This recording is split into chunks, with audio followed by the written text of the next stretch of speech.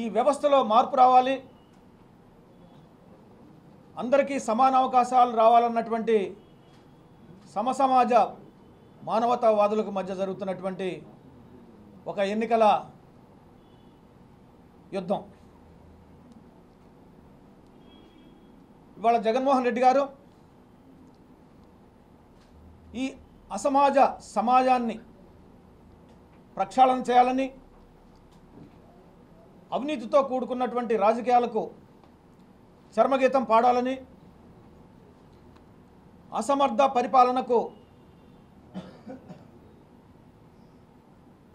అంతం చేయాలని, సుస్థిరమైన సుపరిపాలన అందించాలని చెప్పేసి గత 4.5 సంవత్సరాలుగా ఎంతో ప్రయాసపడటం మనం చూస్తూ ఉన్నాం. ఆ రోజు బాబాసాహెబ్ డాక్టర్ అంబేద్కర్ మన రాజ్యాంగాన్ని ఆమోదించుకుంటున్నటువంటి రోజున రాజ్యాంగ సభలో భవిష్యత్ పాలకులకు ఒక హెచ్చరిక చేశారు. బ్రిటిష్ వాళ్ళను మనం తరిమేసి స్వతంత్రాన్ని సాధించుకున్నాం. ఈ రాజ్యాంగాన్ని మనం ఇవాళ ఆమోదింపజేసుకుంటా ఉన్నాం.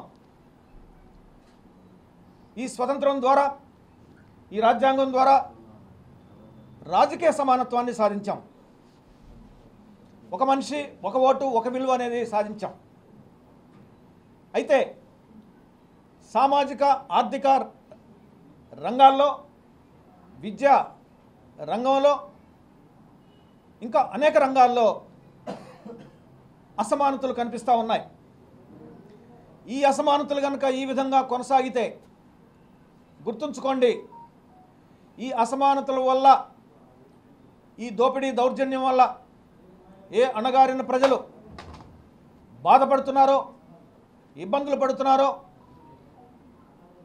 వాళ్ళందరూ కూడా తిరుగుబాటు చేసే రోజు వస్తుంది. ఆ రోజున మనం కష్టపడి సంపాదించుకున్నటువంటి స్వతంత్రం పోగొట్టుకుంటాం, చేజార్చుకుంటాం. ఈ ప్రజాస్వామ్య వ్యవస్థలు కుప్పకూలిపోతాయని చెప్పేసి ఆ రోజు బాబాసాహెబ్ డాక్టర్ అంబేద్కర్ 1949లోనే ఆయన హెచ్చరిక చేశారు. జగన్మోహన్ రెడ్డి గారు అంబేద్కర్ గారి యొక్క ఆశలకు కట్టుబడి, ఆయన ఆశయాలను ముందుకు తీసుకెళ్తూ, ఆయన ఆదర్శాలను అమలు చేస్తూ, ఆయన బాటలో నడుస్తూ ఆ రోజు బాబాసాహెబ్ అంబేద్కర్ చెప్పినటువంటి, ఆయన ఇచ్చినటువంటి ఒక రోడ్ మ్యాప్ ఏదైతే ఉందో, సూచన సలహా ఏదైతే ఉందో, ఆ సలహాను తీసుకుని ఇవాళ సమాజంలో అన్ని రంగాల్లో ఈ అసమానతలను రూపుమాపటానికి ఒక విప్లవకారుడు వలె, ఒక ఉద్యమకారుడు వలె ముఖ్యమంత్రి హోదాలో ఉండి చేస్తున్నటువంటి ఈ కృషి ప్రజలు గమనిస్తూ ఉన్నారు. ఇది నేను అంటున్నాను, ఇది ఒక మహాయజ్ఞం అంటూ ఉన్నా. ఈ నిచ్చెన మెట్ల కుల వ్యవస్థలో, ఈ నిటారుగా ఉన్నటువంటి ఈ కుల వ్యవస్థలో ధనిక వర్గాలు పైన, వెనుకబడిన వర్గాలు కింద ఉండి అనేక ఇబ్బందులకు గురవుతున్నటువంటి ఈ నిట్టనలు సమాజాన్ని సమాంతర సమాజంగా, సమసమాజంగా నిర్మించాలని జగన్మోహన్ రెడ్డి గారు చేస్తున్నటువంటి ప్రయత్నం ఏదైతే ఉందో, అది బాబాసాహెబ్ డాక్టర్ అంబేద్కర్ చూపినటువంటి బాటలో ముందుకు వెళుతున్నారని చెప్పేసి నేను స్పష్టంగా ఈ సందర్భంగా నేను తెలియజేస్తా ఉన్నాను.